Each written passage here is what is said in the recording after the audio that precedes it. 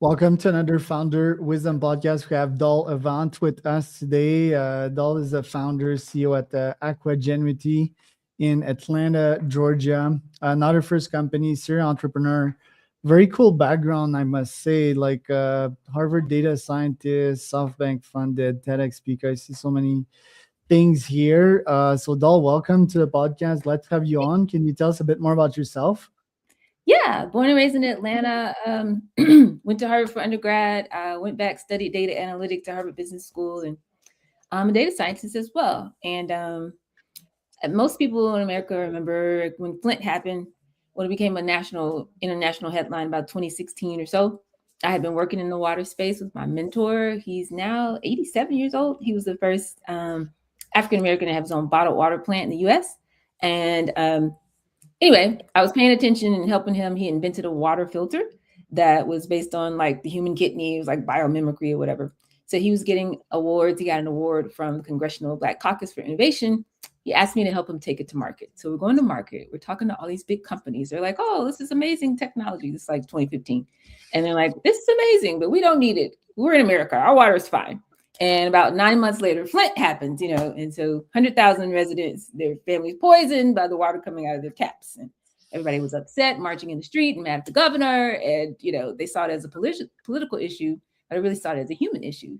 And I was like, why isn't there an app for this? Why are humans, the sensors, alerting us to water quality problems? And so couldn't find a solution. So I built one. And that's how Aquagenuity started. Let's start with your full background. Like that's really intriguing. But first, Harvard, right? Like how did that happen, and how did that change your life trajectory? Well, my parents are both PhDs. My mom's 4 credit hours short. So they met at FAMU. They moved to California. They lived in LA. They moved to Atlanta the year before I was born. So I kind of grew up in a house. Everybody was just like doing scholarly things or whatever.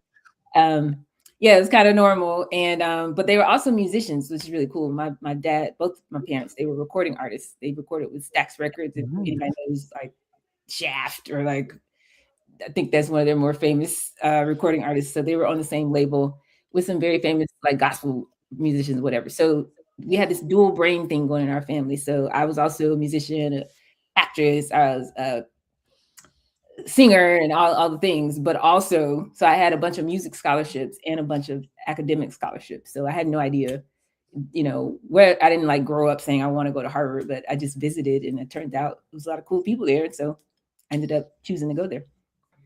Very cool. Musician, science, like even up to this day, I guess you have this mix, right? Which is the ultimate mix, I think, when it comes to business, both being creative and both being structured. Yes. Do you still find that in you nowadays? How do these traits surface in you as a founder, as a CEO? It's helped me to be very innovative, obviously, because being a scientist, a data scientist, I invented, the algorithm called the Aqua Score, and that helps you to understand water quality the same way you check a weather forecast based on your location.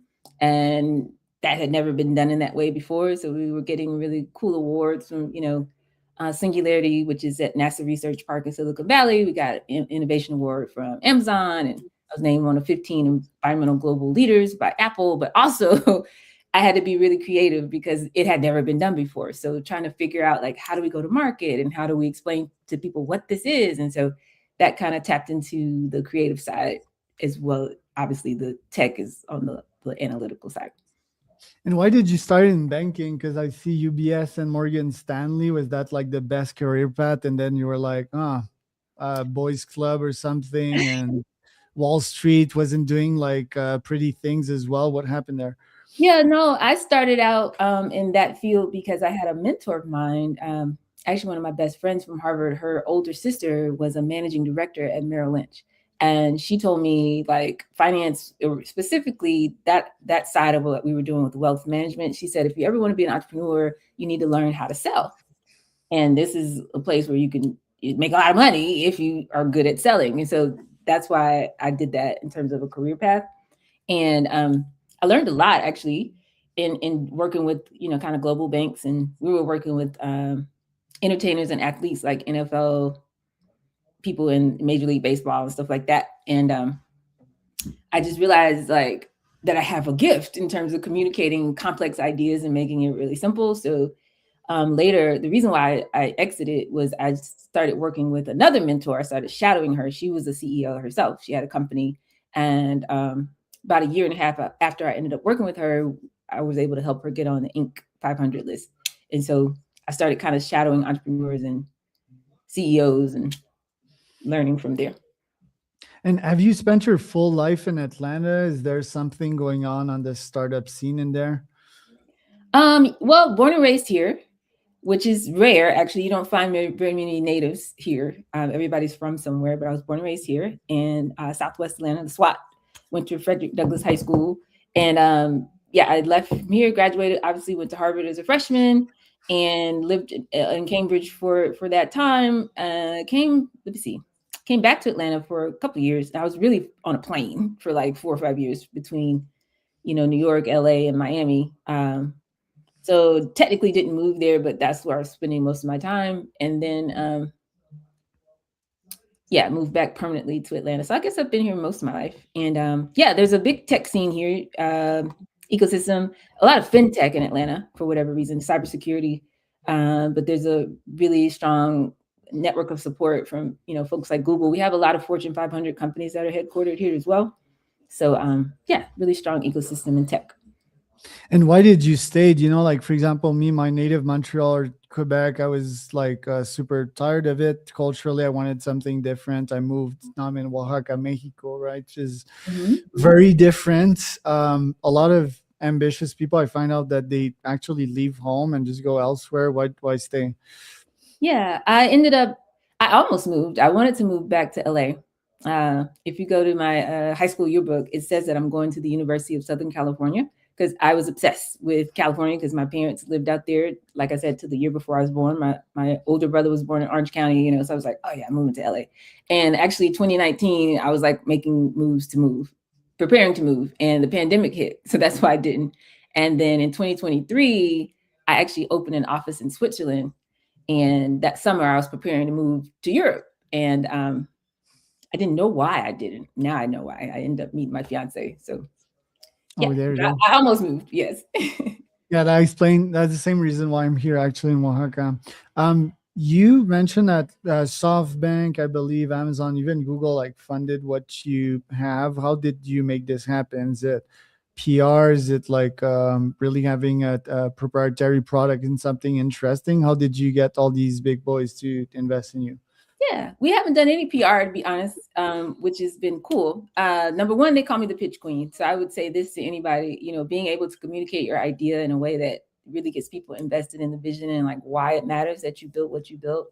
That's been a really big strength for me, just kind of getting people invested in our mission. And, we believe humans should not be the sensors alerting us to water quality problems. And we want to make sure, consumers, corporations, and cities around the world can safely answer the question, what's in your water? It makes people want to kind of get involved. So that narrative kind of took on legs of its own, and we would get phone calls from people and they were hearing our story.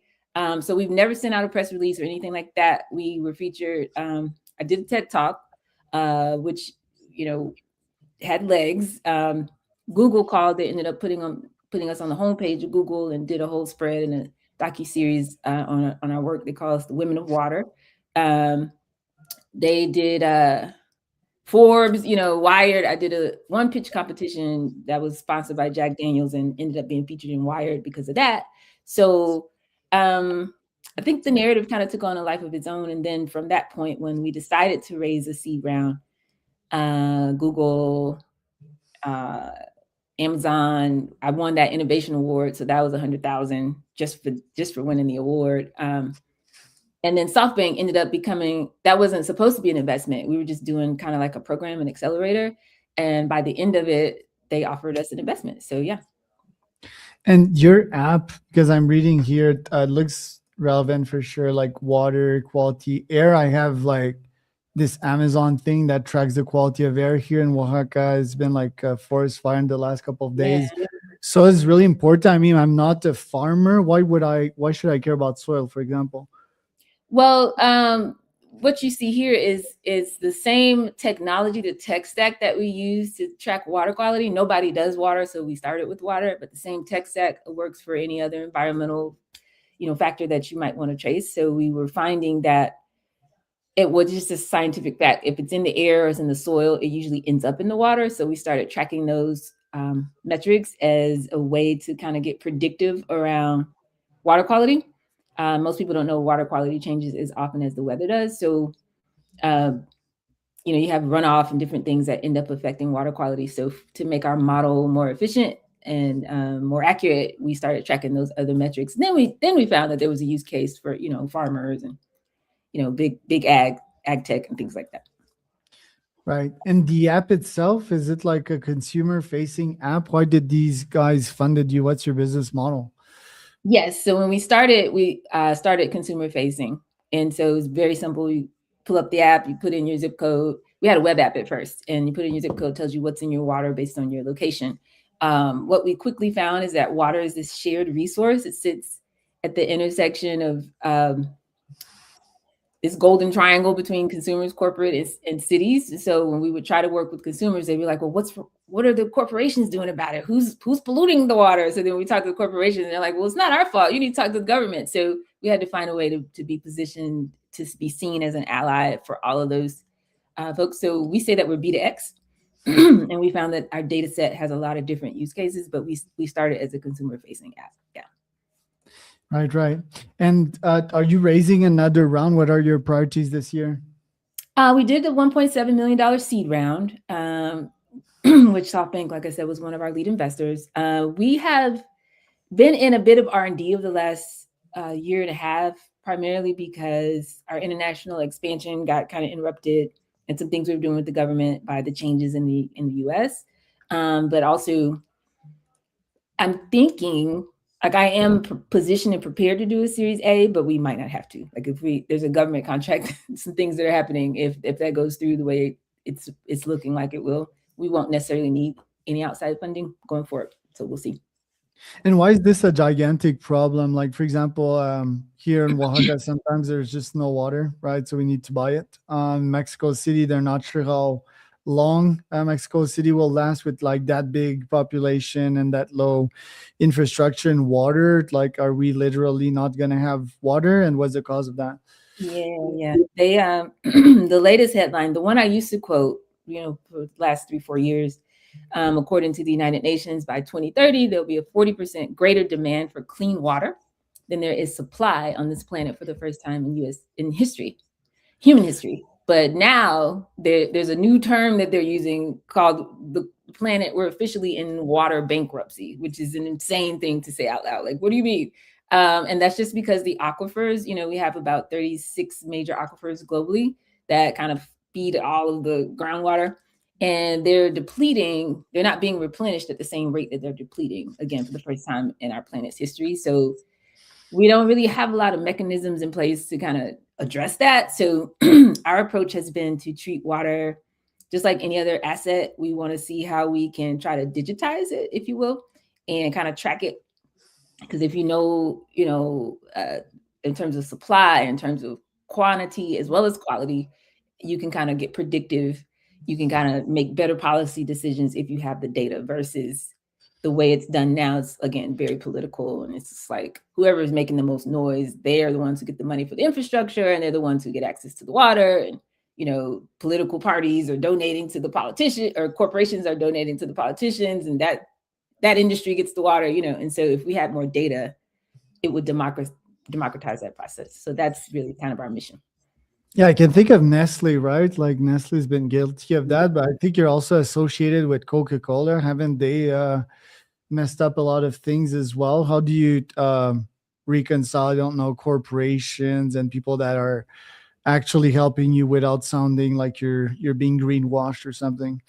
Yeah, what we found is, we obviously can't talk publicly, but it's public record, all these problems that people have with water, especially if they're big major food or beverage, manufacturers, automotive companies, like a lot of different industries are using a lot of water, and they have a lot of liability around, the wastewater, the effluent that comes off the back end of their manufacturing processes.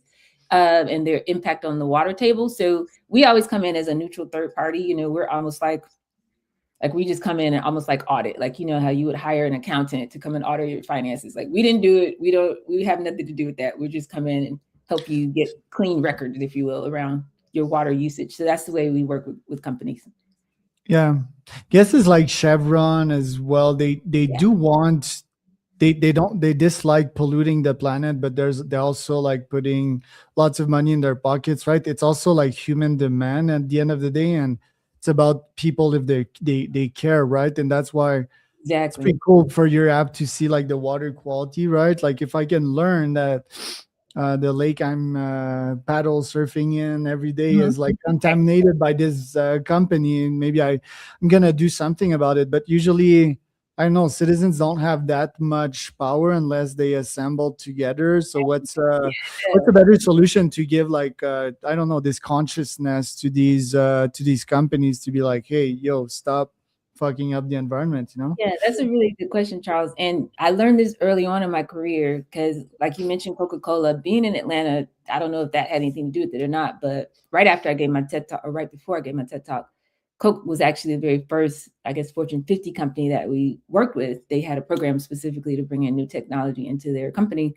And since then, I've talked to most of the C-suite of most Fortune 50 companies, especially the ones who have to deal with sustainability and things like that. And one of them told me, he said, "Dog, let me tell you, let me just keep it a buck." He said, "Look, if you have an app where it's transparent and we can see that not even 100,000 or a million, if 10,000 people care about our company's aqua score," he said, "then we have to care about our aqua score."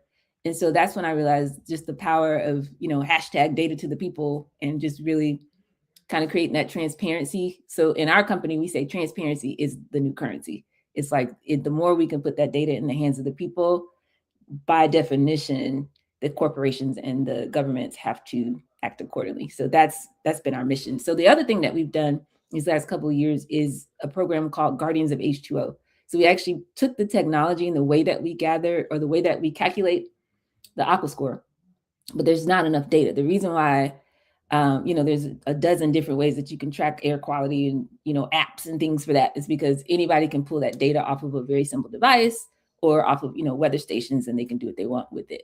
But to do the same thing for water quality, that data doesn't exist. So our Guardians of H2O program, we actually go into schools, and the kids are, they're learning STEM, STEAM, and AI, and they learn how to do the algorithms and stuff like that. But they also are actually gathering water quality data in their school district. And that's what we use to train our models.